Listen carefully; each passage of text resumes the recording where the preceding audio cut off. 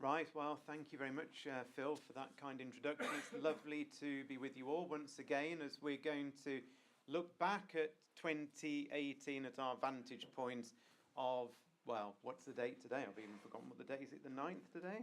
The 9th of January 2019. Who would have thought that we'd be here all this time? You know, we remember, don't we, the millennium ticking round, and some of us thought maybe, around that sort of time could be when Jesus returns, and we're almost 2 decades into the new millennium, and we're still here and still watching, we're still waiting patiently, aren't we, for Jesus to return.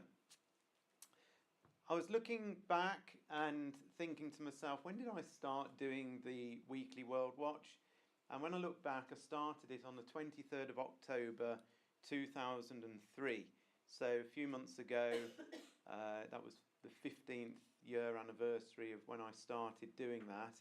And pretty much, give or take, the odd Saturday, every Saturday morning I've sat down and looked at headlines that have happened in that past week, compared it to what the Bible says. And I've got to say that there aren't many Saturdays when I don't sit there and get some sort of shiver of excitement, some sort of spine-tingling feeling, something that makes me think, wow, look at that. Most weeks I feel like that because I'm looking at headlines in the press and I'm comparing them sometimes almost identically to passages in the Bible. It's been quite. I know we're all doing it. I'm not saying I'm doing it on my own. I'm just saying that I'm explaining how I feel when I'm doing that. I tell you something though that does happen. I don't know if you find this. I ought to easily forget what has even recently happened, because events are coming thick and fast. I actually can forget things that have happened only, maybe 2 or 3 months ago. And when I sat down to put this talk together, I thought, before I even look at the slides that I've put in the Weekly World Watch over the last 12 months, I wonder what I'll be talking about. And I scribbled some notes down, and they're only about that long. And when I went through all the slides, which is what I do to put this talk together, I put them into categories. So I find all the Israel slides and put them all together. Because obviously each week there's different things that happen, aren't there?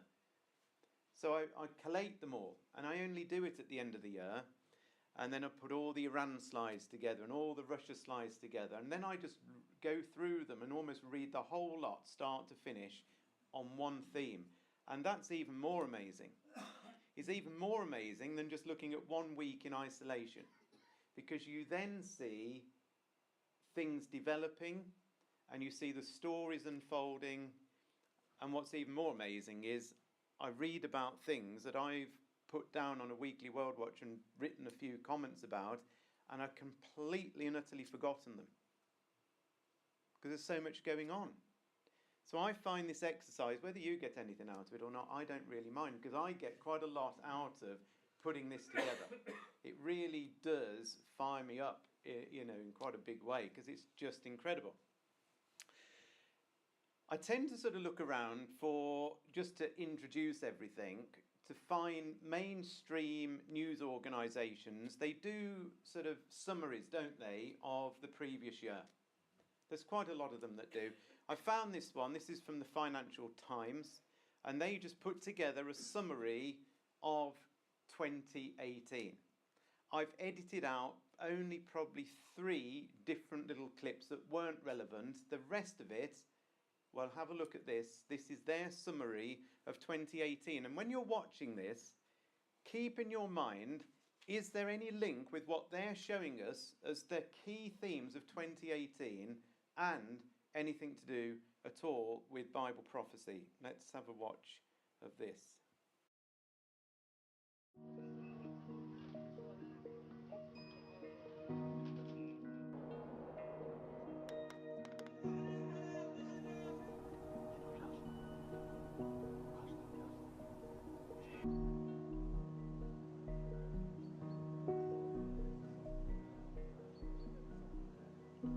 Признание того, что активно.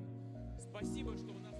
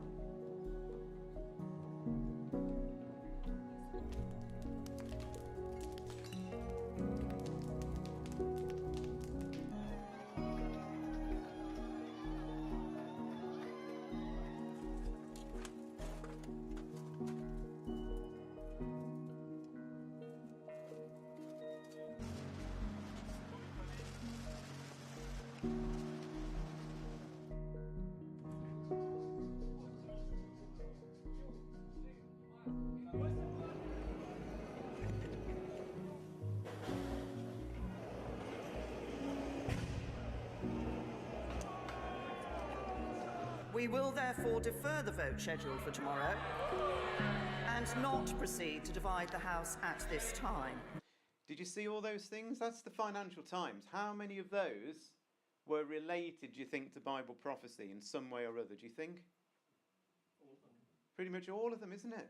It's quite amazing. They're just saying this is what's happening in the world. It's not us having to make things up. The Bible is actually there telling us about these things if we would just be looking. So what are we going to look at this evening? So this is the agenda. I was wondering how to approach this, and I do tend to approach it in the same way.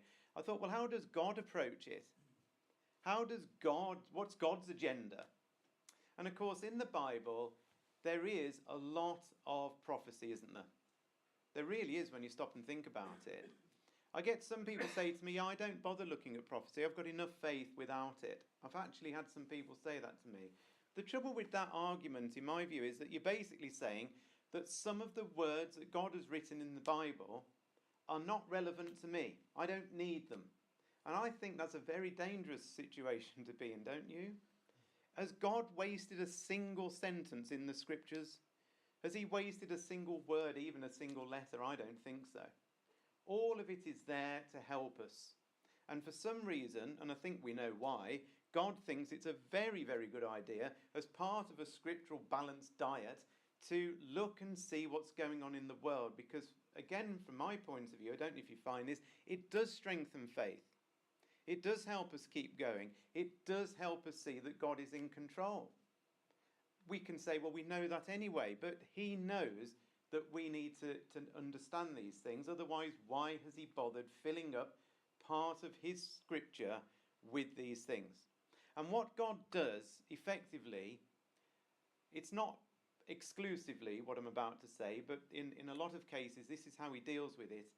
He tells us what nations are going to be doing at the time of the end. It's pretty much God saying, look at this nation, see how they're acting. That's what they're going to do. I'm going to tell you in advance what they're going to do. He tells us about nations. There are other things that he tells us, sometimes about individual people, rarely about individual people, but sometimes about individual people at the time of the end. But predominantly it's about nations. So what I thought was, if God's approaching it from a nation point of view, that's what we're going to do. Which nation do you think's on the top of the list? It's got to be Israel, hasn't it? The whole Bible's about Israel, and really, even though there's lots of nations that we will look at, or not lots, but we'll look at some nations, all of them have got one thing in common. The Bible says this is what this nation's going to do in relation to Israel. Because, of course, as we know, Israel are God's chosen nation, chosen people. He created them from Abraham. His purpose is centered all on Israel. The Bible is all about Israel.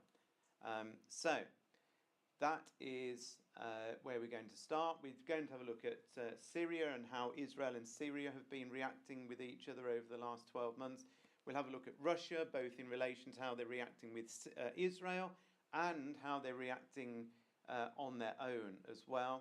We'll have a quick look at Iran. We'll touch on other nations as well as we go through this. This is probably the big headlines. We'll have a very quick look at the EU's relationship and the UK. Not very much on that. That's clearly going to be the big story of this year that we're in right now. We're right on the cusp of momentous things happening there, but we'll touch on that. And the final thing we'll have a look at is signs, signs and wonders, okay? Dramatic, natural things that are happening around the world, God's hands behind them. We'll have a look at some of those things as well. So we're going to start off by just looking at Israel, and specifically I just wanted to talk a little minute about Jerusalem in particular. We've just read together, haven't we, these words from Zechariah chapter 12. We read that God says, I am going to make Jerusalem a cup that sends all the surrounding peoples reeling. Judah will be besieged as well as Jerusalem. On that day, when all the nations of the earth are gathered against her, I will make Jerusalem an immovable rock for all the nations. All who try to move it will injure themselves. And we could spend some time, we've done it before, looking at all the different aspects of this verse and how it breaks down. But suffice to say, in very simple terms, surely we are looking for a time when people start focusing in on Jerusalem and somehow or other they try and move it. Now clearly Jerusalem can't literally, you don't pick it up and carry it off somewhere else. It must be saying the people are trying to change it somehow, maybe politically, they're getting involved in it, they're messing about with Jerusalem. And as we're going to see, that has definitely started happening in 2018. We also read in Zechariah chapter 12 verse 6 that on that day God will make the clans of Judah like a fire pot in a wood pile, like a flaming torch among the sheaves. They will consume all the surrounding peoples right and left, but Jerusalem will remain intact and in her place. And what I've said before, you might not agree with me on this, but I actually think there's an initial inner ring conflict that will happen in relation to Israel and the surrounding peoples. You know, it keeps saying here, surrounding peoples. This actually, other translations say nearby peoples. These are not the wider nations like Russia that we're going to look at. There's some surrounding peoples that have got very wound up about Jerusalem at this point, and Jerusalem remains intact and in her place. If you look in Zechariah 12 verse, what verse would that be? That's going to be verse 6. In the AV, it doesn't sound quite as clear as that. It says it quite confusingly. The last little bit of Zechariah 12 verse 6 says, in the AV, Jerusalem shall be inhabited again in her own place, even in Jerusalem. You see, that doesn't sound very clear, does it? Jerusalem will be inhabited again in her own place, even in Jerusalem. Almost every other modern version, and I think this is a good translation, says Jerusalem will remain intact and in her place. That actually, when you look at the Hebrew, is a good translation of that. And therefore, what that's telling me is that Jerusalem survives the initial war that comes around them. Surrounding peoples attack that from the right and the left, but Jerusalem is not hurt in that initial conflict.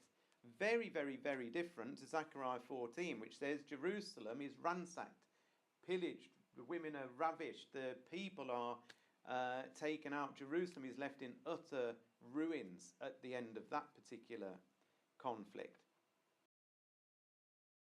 I just wanted to show you this. I'm slightly going off beam here, but I hope you find this sort of interesting. You might know this already, but in Zechariah 2 verse 8, it says, "For thus saith the Lord of hosts, after his glory sent me to the nations who plundered you, for he who touches you touches the apple of his eye. Behold, I will shake my hand over them, and they shall become plunder for those who serve them." This is how God Almighty looks at Jerusalem.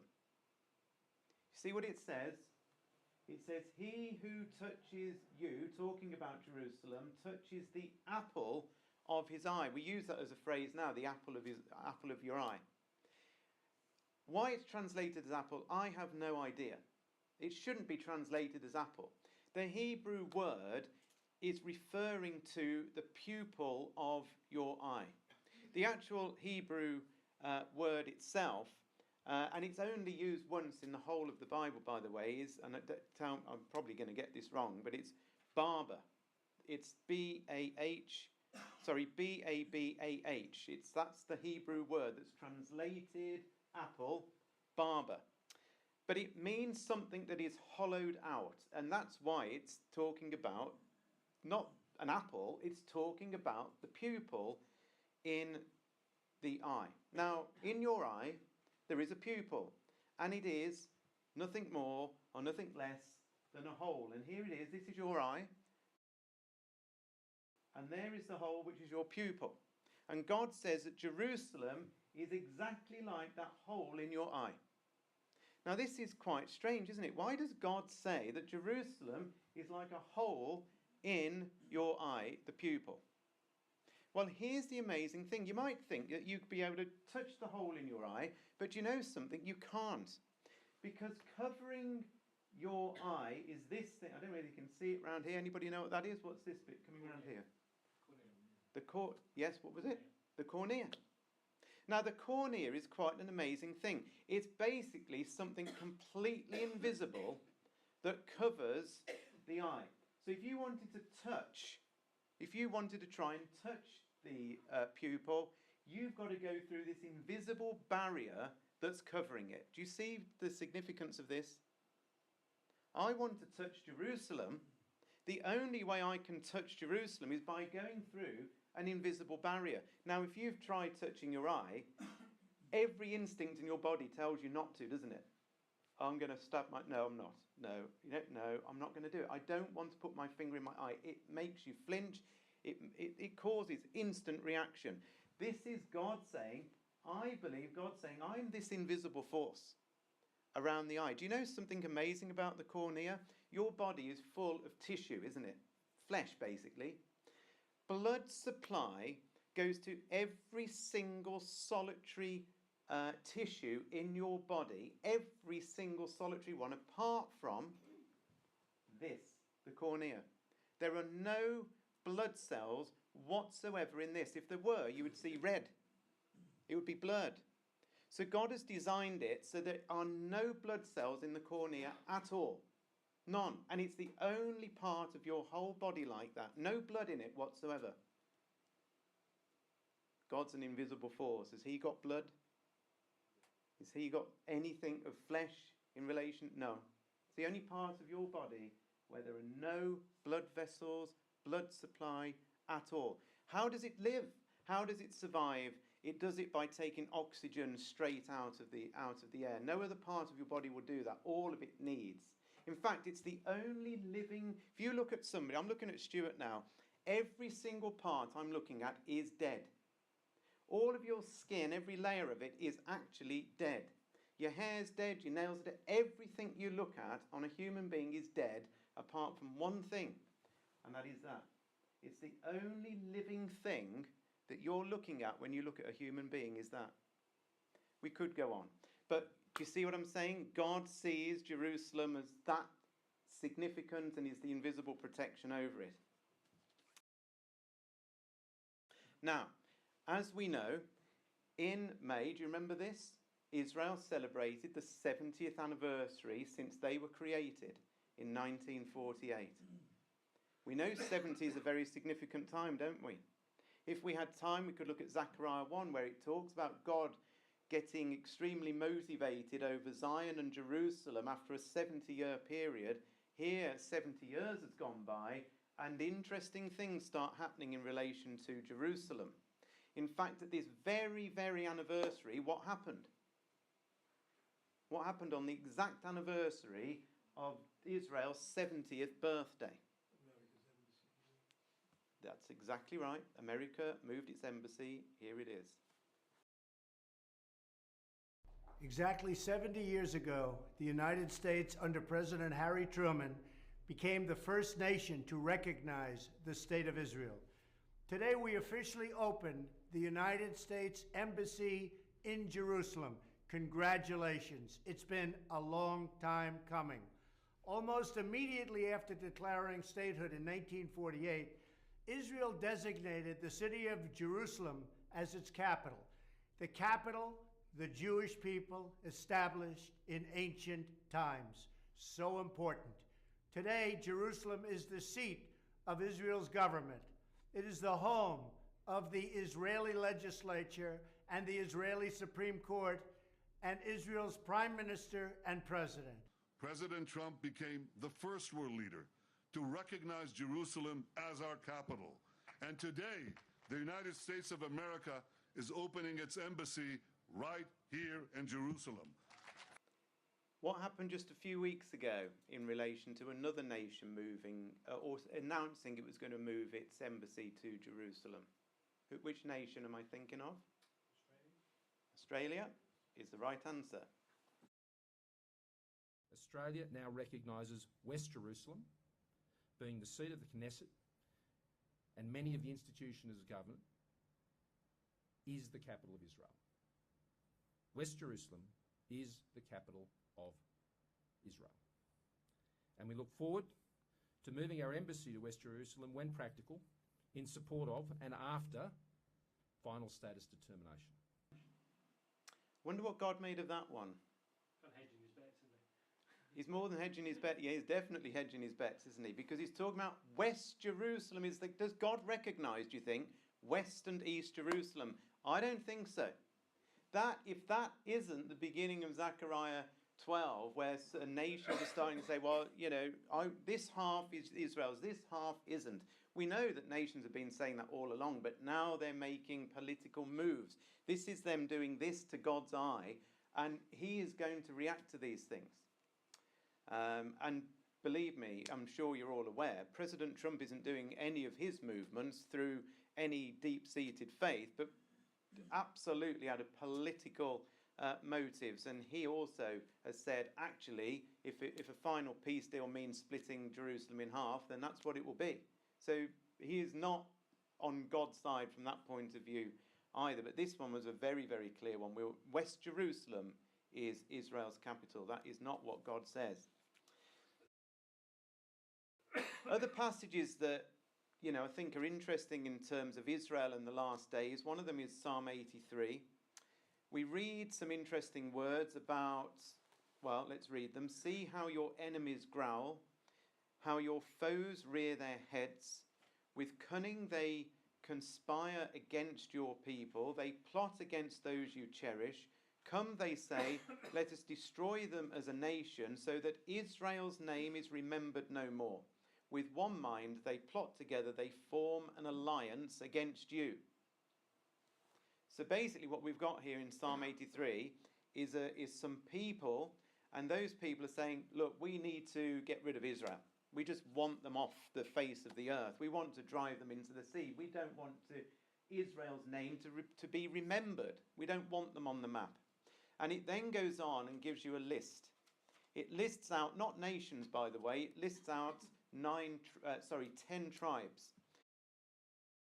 And those 10 tribes, all of them, every last one of them, it's a little bit blurred, apologies for this picture, but every last one of them directly neighbour Israel. They are surrounding peoples, exactly like Zechariah 12 says. They all directly surround Israel. So, from my point of view, you think, well, that is an inner ring of nations. They are immediate surrounding peoples. We've got the Philistia, which are the Philistines. We've got Tyre, which is where Hezbollah are based. We've got Assyria, which is potentially talking about Syria itself. That's the only actual nation that's talked about. We've got Jordan down here and down the south part of Israel here. So these are all peoples that surround Israel. So have we seen any headlines, do you think, in 2018 in relation to antagonism between Israel and these surrounding peoples? Well, let's have a look. This was in The Economist. These are basically, for those of you who don't receive it, these are exactly what Weekly World Watch slides look like. So when I send out Weekly World Watch, there's always a headline straight out of the press. There's where it's from, the date that it was in the press. This bit in black is word for word taken out of the article, and the bit in blue is what I'm writing. And down the bottom is a Bible quote that says this is why it's interesting. So here's a headline. There is increasing talk of war all around Israel. That was in The Economist on February the 8th. So that's an interesting headline to me when we're looking at something like Psalm 83. Every day there is aggression and terror by Israel, says Islamic Jihad, a Palestinian armed group that has fired rockets into Israel. We haven't got time to read all of this. If you want these actual slides later, we can send them over to you. Israel, Lebanon step up war talk over oil and gas fields. Lebanon, this was on Press TV, February the 4th, 2018. Lebanon and Israel have nearly come to blows over Beirut's offshore oil and gas exploration projects, a running standoff that has kept the Middle East on edge, considering the tumultuous history between the two sides. This was in the Daily Telegraph, April the 7th. 9 killed as 20,000 Palestinians, they're mentioned in Psalm 83 specifically, protest at the Gaza border. We know all those things that were going on, all the balloons that were sending over with fire attached to them, effectively setting fire to fields in Israel. Hezbollah says new phase in war with Israel. Hezbollah, based in Lebanon, their headquarters are in Tyre, exactly what Psalm 83 says. The inhabitants of Tyre will be against you. The leader of Lebanon's Hezbollah said Monday a barrage of rockets from Syria against Israeli forces in the occupied Golan Heights last week opens up a new phase in the conflict. You can see why I'd be interested in that. BBC, July the 14th, heaviest Israel-Gaza fighting in years, when more than 90 rockets were fired at Israel back in the summer. It gets worse. 180 rockets hit Israel, and the Israeli army hits scores of Gaza targets. That's their air force, actually. The Israeli Air Force hits scores of Gaza targets. Let's just have a little watch of some of the things that were going on around about this time. Israeli warplanes have unleashed a torrent of bombs hitting targets in Gaza. It came in retaliation for hundreds of missiles being fired from the territory, and it appears to be the most intense escalation of hostilities in the region since 2014. Israeli warplanes have unleashed a torrent of bombs hitting targets in Gaza. It came in retaliation for hundreds of missiles being fired from the territory, and it appears to be the most intense escalation of hostilities in the region since 2014.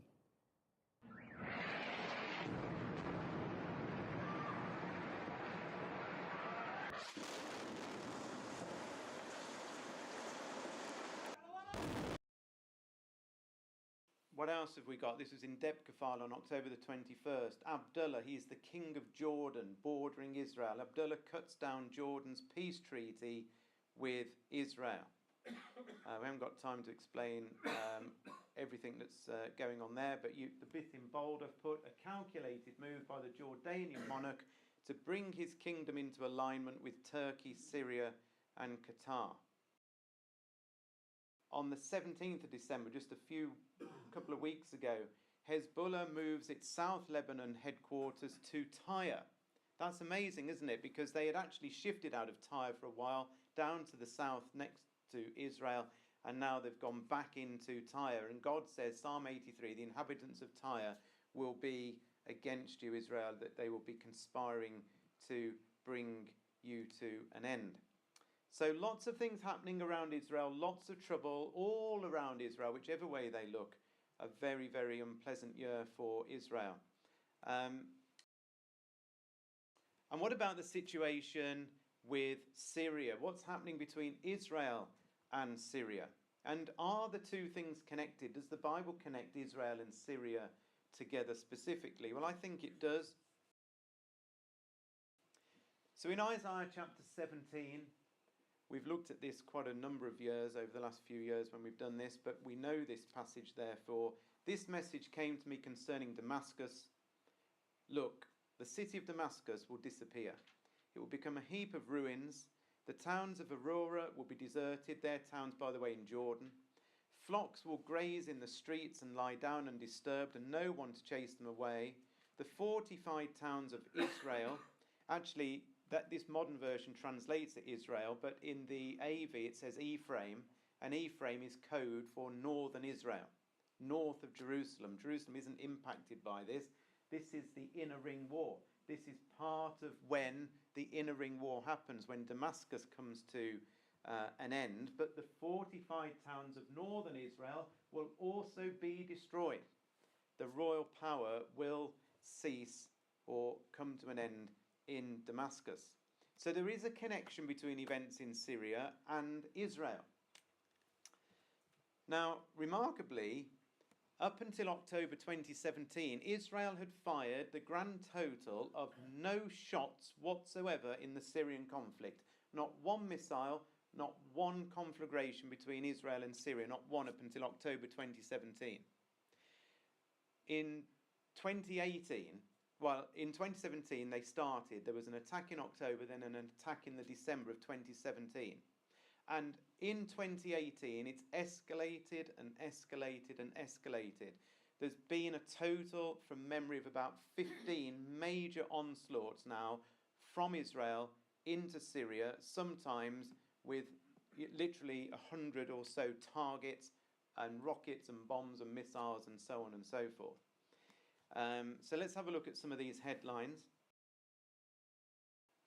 Israel's mission creep in Syria raises nightmare scenario of a wider war. This was in March this year, March the 2nd, in the Globe and Mail. Israel's involvement in Syria's war has up to now been low-key, often covert, but analysts and officials here say that Israel may soon join the conflict, basically to remove Iran from that country. Israel military drill simulates multi-front war with Russia. So we'll talk more about Russia in just a minute. Israel strikes dozens of Iranian targets in Syria. That was in May in the Jerusalem Post. Israel has struck 50 Iranian targets in Syria after 20 rockets were fired towards Israel. Israel, largest ever surface missile attack on Syria. That was on the 30th of November. There's loads in between. I just haven't put them all in. For 75 minutes on Thursday night, on November the 29th, the IDF blasted Iranian, Hezbollah and Syrian targets in its biggest ever surface missile attack on Syria. It's escalating all of the time. As each week and month goes by, it's bigger, it's more ferocious. Israeli official confirms Syria airstrikes as Russia objects. Notice this. This was in the Associated Press on December the 27th, just as we're recovering after Christmas. But the world is reaching a crisis point here. Increasingly tense relations between Israel and Russia, says the Associated Press. And we'll look more at that in just a minute, because they've taken a very, very, very sour turn indeed. What is the relationship between Israel and Russia? And what has actually happened in the last 12 months? We know in the Bible, we're told specifically that Russia themselves will come against Israel. Ultimately, that's what's going to happen. They are going to be Israel's number one foe. This is what the sovereign Lord says this is in Ezekiel 39, verses 1 and 2. I am against you, Gog, chief prince of Meshech and Tubal. I will turn you around, drag you along. I will bring you from the far north and send you against the mountains of Israel. And you've got to go to ancient maps and do some digging around to see where Meshech and Tubal are. But Meshech and Tubal, as it says, they're north of Israel. And when you look on maps, Meshech and Tubal are up there in southern Russia, and into central Russia. And there's a whole bunch of other nations mentioned in the previous chapter in Ezekiel 38, as we know. Gomer and Togarmah and Persia, which is Iran, and Cush and Put. All of those nations are an outer ring of nations that come pouring in at some later point. But all of these things could happen fairly quickly. So the point is, Russia, whatever we might hear, is, they're treading a fine line, aren't they? Trying to have a relationship with Israel. But we know deep down this nation is their number one foe. So we're expecting things to go wrong between Israel and Russia, aren't we? Well, in Haaretz, which is an Israeli publication, the headline on the 15th of March was Israel military drill simulates multi-front war with Russia. The army conducted an exercise this week which simulated a multi-front war in which Russia intervened to prevent Israel from attacking Syria. Interesting, isn't it? Israel's preparing for Russia and themselves to come into conflict with each other.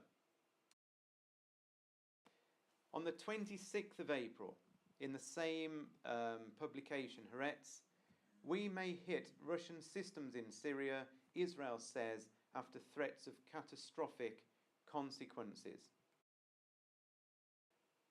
August the 2nd in Reuters, Russia to deploy military police on the Golan Heights. This is Russia now, right up against Israel's border. Depka files, September the 21st. Russia and Israel at odds over the II-20 plane crash. Do you remember this?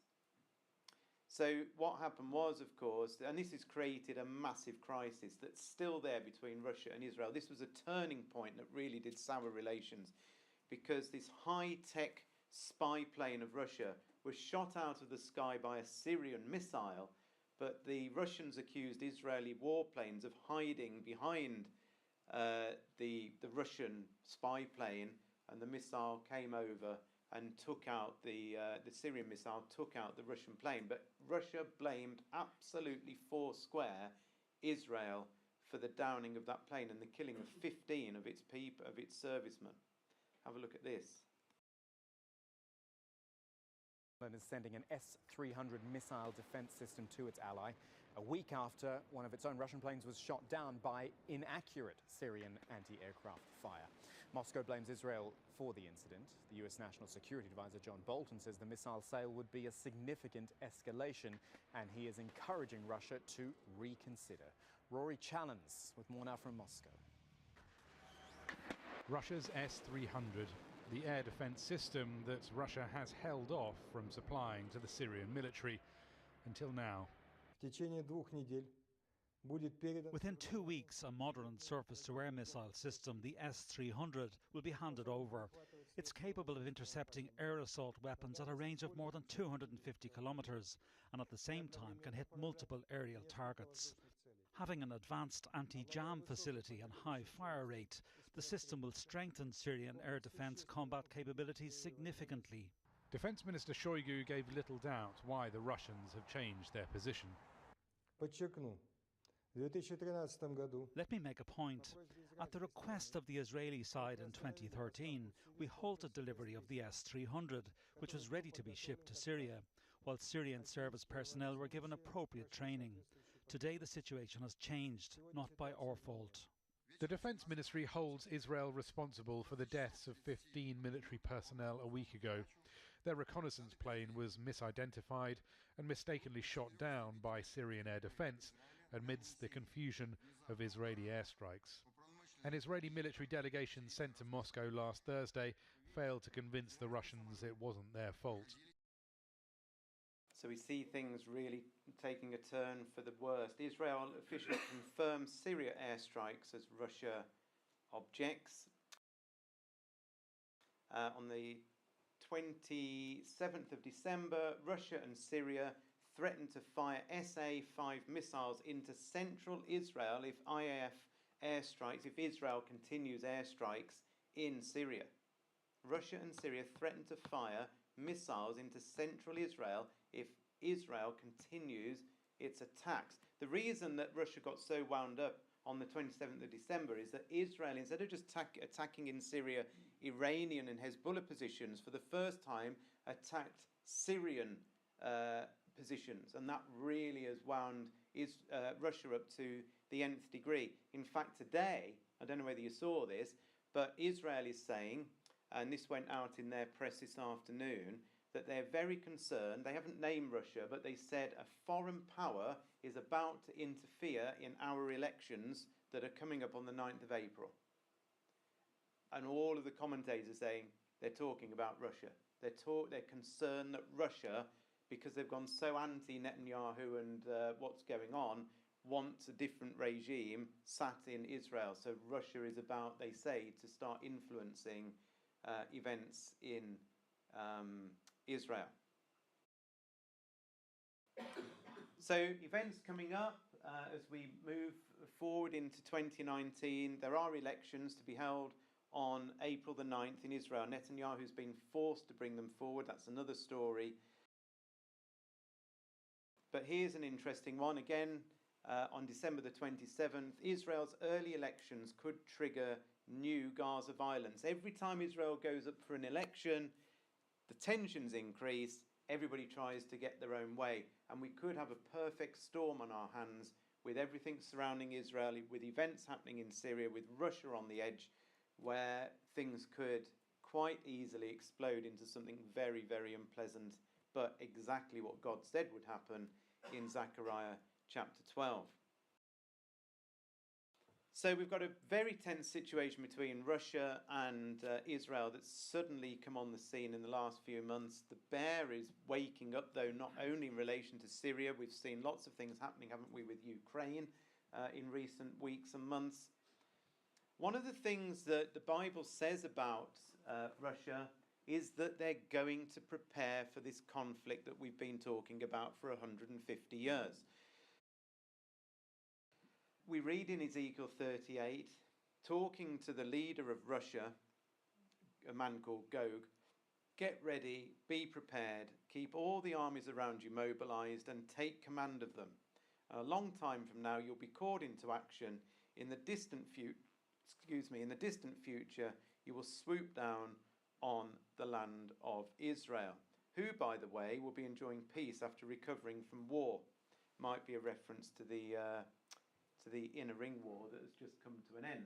Anyway, has Russia, do you think, been preparing for conflict? Have you been noticing headlines in the press about Russia preparing for conflict? Here's some.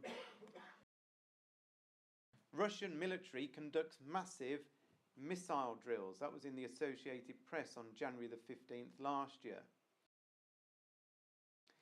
Russia's Putin unveils invincible nuclear weapons. That was on March the 1st on the BBC.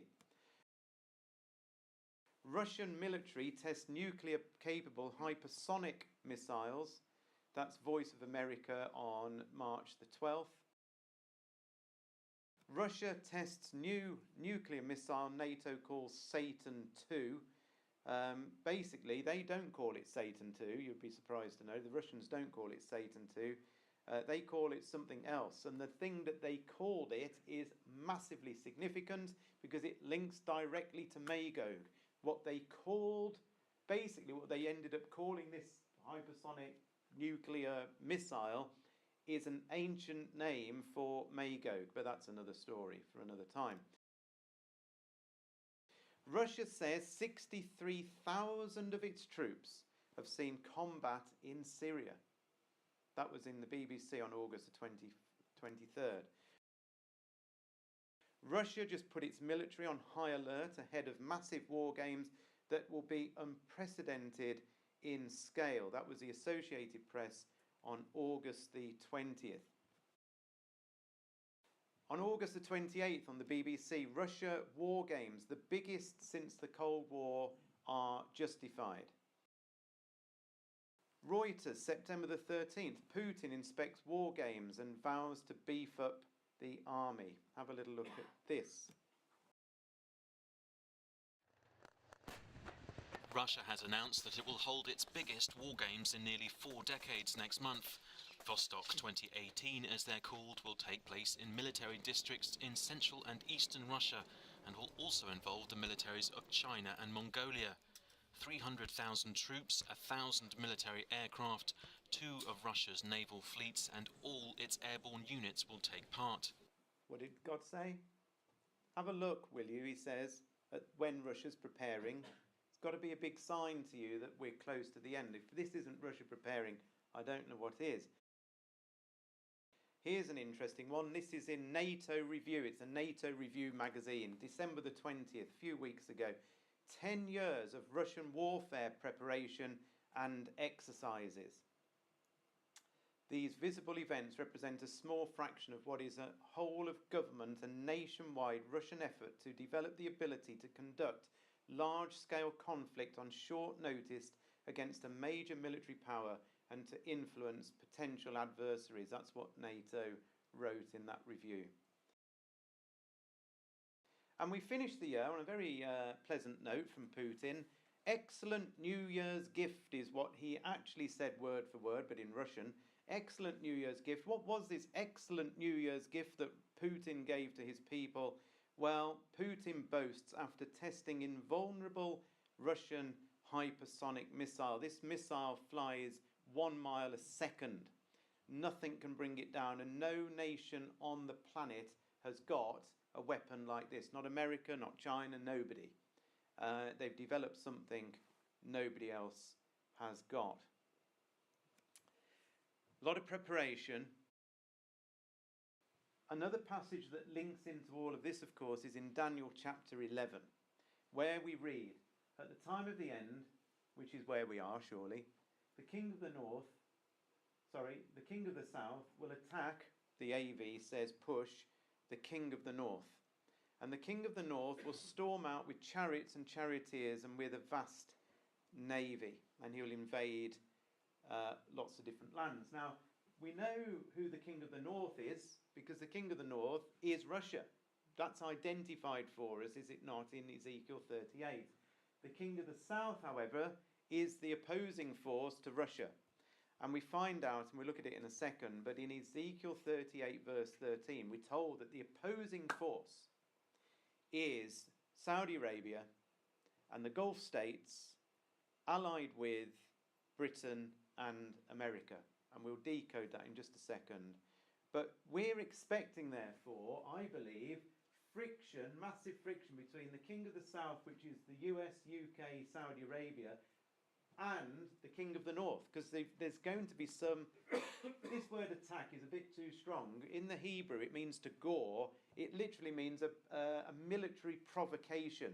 There's a military provocation between the king of the south and Russia that might not have happened as yet, but are we seeing huge tension between Britain and Russia, and America and Russia, and Saudi Arabia and Russia, do you think? Well, March the 8th, Russian spy attack, military deployed after poisoning. That was in the Washington Post. We all remember that because it's close to home here. In The Guardian on March the 17th, Russia expels 23 British diplomats as row deepens. France 24, the news agency, on March the 17th, Russia outraged as UK blames Putin for the poisoning. Russia-UK relations more dangerous than the Cold War. That was the Telegraph on March the 15th.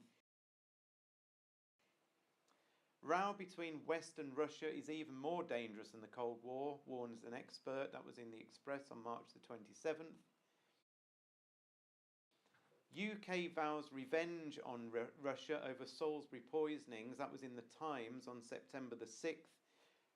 The Prime Minister, the Times writes, drew gasps from MPs when she revealed that Britain's security and intelligence services had established that Russia, and especially Putin, was behind these poisonings. The BBC on October the 3rd, tensions rise as the US threatens to take out Russian missiles. On October the 20th, the BBC reports, the BBC headline was President Trump to pull US from Russian missile treaty. This is partly because of what Russia's doing, developing its own missiles, and partly because Trump just is pulling out of agreements left, right and centre. France 24 news agency, November the 30th, Trump cancels Putin meeting over the Ukraine crisis. Russia rammed those boats, didn't they, as we saw earlier. So Trump, even though he wants to befriend Putin, is forced to cancel meetings, is forced to play hardball with his adversary. Putin issues warning about rising threat of nuclear war. That was ABC News on December the 20th. And as it says there, Russian President Vladimir Putin issued a chilling warning about the rising threat of nuclear war, saying it could lead to the destruction of civilization as a whole, and maybe even our planet, and putting the blame squarely on America. So we're definitely seeing King of the North versus King of the South building up there. What about Israel and Iran? We just got a couple of slides on this. Iran is involved against Israel because we're told in Ezekiel 38, in the same passage that talks about Russia coming down against Israel, it mentions some nations that are with Russia. First on the list, and therefore you would say is the most important, is Persia, which is Iran. So one of the nations joining Russia is Iran. We know that. There are other passages in the Bible that talk about Iran being involved, I believe, at the time of the end. And one of them is in Isaiah 13 that's got an ancient fulfillment and a modern and a latter day one, I think, where it says, I will stir up, says God, I will stir up, says God, against them the Medes, which are the Iranians, who do not care for silver and have no delight in gold. Their bows will strike down the young men. They will have no mercy on infants, nor will they look with compassion on children. So God is saying the Medes, the Iranians, are going to get stirred up, and they're going to use their bows to strike down young people. Of course, we don't have bows and arrows nowadays. They have missiles. But let's just have a look at this. We're going to begin with the Iran nuclear deal. Candidate Trump promised to pull out of it. Today, President Trump did, with widespread implications. The president, who calls the deal defective at its core, is reimposing economic sanctions on Iran. In response, Iran's president threatened to start enriching uranium again. And Britain, France, and Germany, all signatories to the deal, say they will try to salvage it. We have reports tonight from Washington and Tehran. First, Weijia Jiang is at the White House. The United States no longer makes empty threats. When I make promises, I keep them. President Trump took the most aggressive path out of the deal, announcing the U.S. will reinstate the highest level of economic sanction on Iran. There's another deal pulled out, more destabilization. Trump is just throwing the old order away and totally destabilizing things, which is all leading to what we know it's leading to, which is Armageddon, centered on Israel. I mean, he's completely off his head, as we know. This is his own poster that he produces. This poster here, Sanctions Are Coming, November the 5th, like he's a movie star, is taken from a series that I've never seen called The Game of Thrones. And this is the Game of Thrones font, and he's trying to depict himself in this sort of surreal sort of situation and publishing that on Twitter. Sanctions are coming. Iran responded, getting its artists to put a Game of Thrones thing together. I will stand against you. I mean, it's crazy, but this is what the world has come to. Don't we need the return of Jesus when you look at things like this? It's absolutely shocking, really, that we've got to this unbelievable situation. So what headlines have we got about Iran quickly? Well, Iran says US bases and aircraft carriers are within missile range. That was on November the 21st, only a month or two ago, because Iran's totally wound up with America over these sanctions that have been reimposed. On December the 13th, Iran promises to restart nuclear weapons work. We haven't had time to look at Turkey, we haven't had time to look at Egypt, and we haven't had time to look at Libya and all of the nations that are involved there in Ezekiel 38. But hopefully got a taste of what's going on in the Middle East, in and around Israel, and how they're reacting with each other and the issues that are there in the world. Just quickly, have you got 5 minutes? So you're all right just for 5? There isn't, well, I say 5, it might be 10, but we're not too far off. Just very quickly in relation to Britain. I'm saying this is quick. We could do evening after evening looking at the role of Britain. The reason I haven't done so much quite on Britain in this particular one is because I tend to look at things that have happened rather than things that are about to happen. You know, this event is about to happen, isn't it? Something's going to happen with Brexit. So I'm just going to show you a few slides, perhaps of what we might expect to see down the line. We've already pointed this one out in Daniel 11 verse 40, where we've got the king of the south. And do you remember I said to you, how do we identify the king of the south? Because it doesn't. If we didn't have Ezekiel 38, we would not know who the king of the south was. We might surmise it's Egypt, but it isn't. Because the parallel passage to Daniel 11 verses 40 to the end is Ezekiel chapter 38. And Ezekiel chapter 38 details for us, as I've mentioned already, the nations that oppose the king of the north.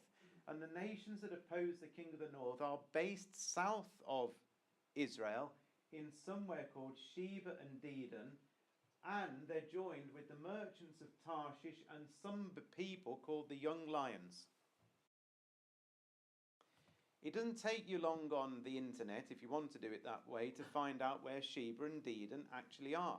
And Sheba is this southern area down here, which is predominantly Saudi Arabia now on the map. And Dedan is more this area over here, which is what we would now call predominantly the Gulf states. So you're looking at the likes of Bahrain, Oman, the United Arab Emirates, Kuwait, nations like that. They are all encompassed by Sheba and Dedan, which are clearly south. There's Israel. They're all down here. That's why they're called the King of the South. Who is Tarshish? Tarshish is Britain. That's another study to work that one out, but Tarshish is here. And the symbol of Britain is an old lion. Walk around London, Buckingham Palace, you'll see the symbol of Britain is an old lion. And that's why, when it says Tarshish and the young lions, it's a reference to the offspring of Britain, the English-speaking world, predominantly of Canada, the USA, Australia, New Zealand. These are the young lions. So, a couple of things in relation to Britain. One, we know that Britain must be allied to Saudi Arabia and the Gulf states, because Ezekiel 38 verse 13 says Sheba and Dedan, Tarshish and the young lions. Britain must therefore be allied to Sheba and Dedan, the Gulf states and Saudi Arabia. So I now keep my radar open, thinking, am I reading about Britain having any positive involvement with the Gulf states? And lo and behold, yes I do. Britain opens first naval overseas base in 50 years in sign of global reach. This was April the 5th in the Daily Telegraph. Britain's ability to maintain a global military presence post-Brexit has been greatly enhanced by the opening of the Royal Navy's new permanent base in, where? The Gulf. According to one of Britain's most senior officers, and this is in Bahrain. This is exactly in the area of Dedan. We're opening a new base in Bahrain. That's exactly what Ezekiel 38 verse 13 says. Britain's most serious naval deployment since 1971, Daily Telegraph in May. The UK is to send a frigate to be an enduring presence in the Gulf in the most serious naval deployment to the region in a move in more than 40 years, the Defence Secretary is announcing a show of support for NATO. In October the 5th, the headline was in the National Military Games cement British-Omani relationship. Where is Oman? One of the Gulf states, in the area of Dedan. The UK has lauded its relationship with Oman as the two countries begin the region's biggest military training exercise in more than a decade. This is the King of the South all coming together. Different nations, there they are, as God said would happen. And of course, the other bit to say about the UK is that we've long said that they will not be part of the EU, because the EU, different subject, big subject, is all about the beast of Revelation 17. The beast of Revelation 17 is a resurrected Holy Roman Empire that still has to, I believe, become a resurrected Holy Roman Empire. It isn't quite there yet. But Britain, whatever happens, is not part of that. And therefore, Christadelphians have said for many, many, many years, even when we joined the EU, said, well, yeah, we might be joining, but one day we'll come out. And here we are on the very brink of those things potentially happening. January the 4th, a few days ago, the UK plans rehearsals for no-deal Brexit amid fears of road and port chaos. And we see the trouble that the whole government's in almost a meltdown situation. They have no idea. what's going to happen, how they're going to resolve it. There is a possibility that we come crashing out of this with no deal at all. They're saying now that could potentially happen, and nobody knows then what happens. We wait and we watch to see what does happen in relation to that. But one thing is certain, all of these are all the strands of prophecy, all coming together, all at the same time. That isn't coincidence, is it? The last thing I was going to quickly show you is a couple of slides on what I call signs, well, it's not I call it, that God calls signs and wonders. We've seen some amazing things that have happened in the last 12 months. I'm just going to remind you of a couple of them and then we'll finish. Luke chapter 21. These are the words of Jesus telling us what to expect just before he gets back. There'll be signs in the sun, moon and stars, says Jesus. On the earth, nations will be in anguish and perplexity at the roaring and tossing of the sea. People will faint from terror, apprehensive of what is coming on the world, for the heavenly bodies will be shaken.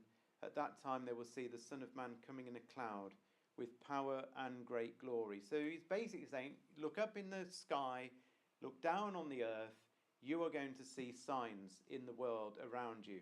You are even going to see great distress of nations. They're not going to know which way to turn and how to get out of the trouble that they're in. You'll even see the roaring and tossing of the sea.